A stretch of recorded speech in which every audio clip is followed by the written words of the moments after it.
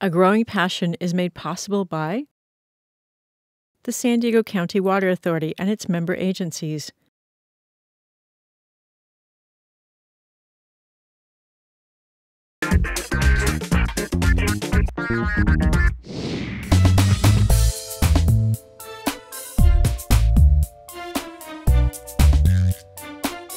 You know, San Diego doesn't get much rainfall. About 10 inches between November and March, that's about it. And our summers are long and hot and dry. That's great for people, not so good for plants.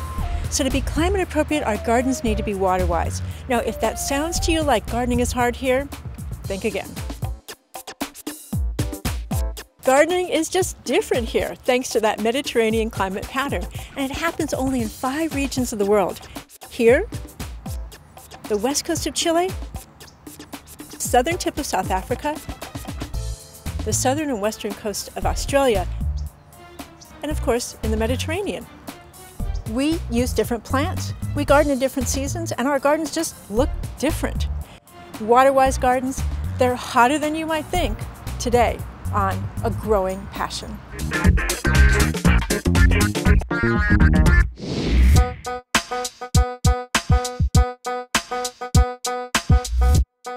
Whether I'm designing a garden, looking for fresh ideas, or just want some inspiration, I like to visit the Water Conservation Garden at Cuyamaca College in El Cajon.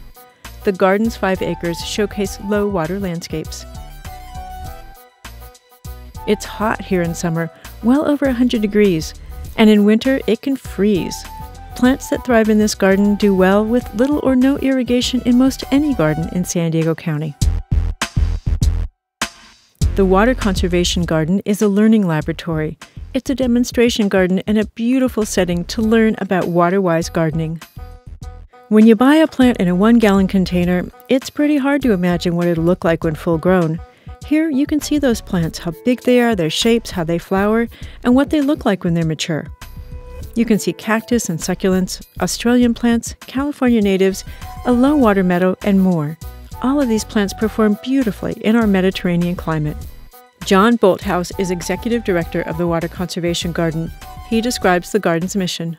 Well, the Water Conservation Garden was first conceived in the 1990s when Southern California was going through a really bad drought. Many of the water districts in San Diego County got together and said, why don't we help create, in partnership with Cuyamaca College, create a demonstration garden for the public to see how plants can be used in people's landscapes to save water and still be beautiful and be attractive to the public. And people who have heard about us for the first time and have visited us for the first time are just blown away by the whimsical buildings and structures that we have, the very informative exhibits that we offer.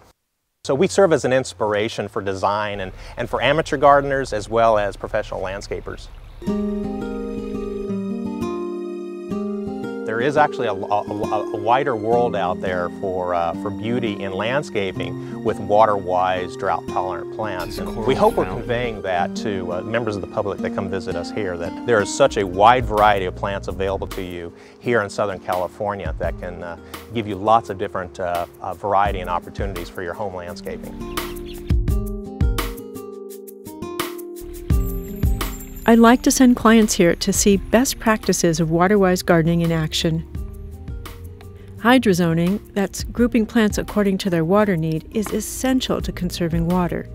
If you have favorite plants that are on the thirsty side, plant just a few, but put them nearest the house so you can see them and irrigate them together on a single zone. Make the rest of your garden low water and put it on a separate zone. In water-wise gardens, plants are spaced according to their size at maturity. With that much room, they can grow to their natural shape and form, so they need little, if any, pruning. Mulch is the icing on the garden cake.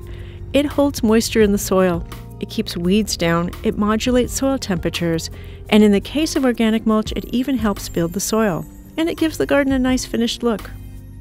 Speaking of looks, a stroll through the Water Conservation Garden reminds us that low-water gardens are also beautiful gardens.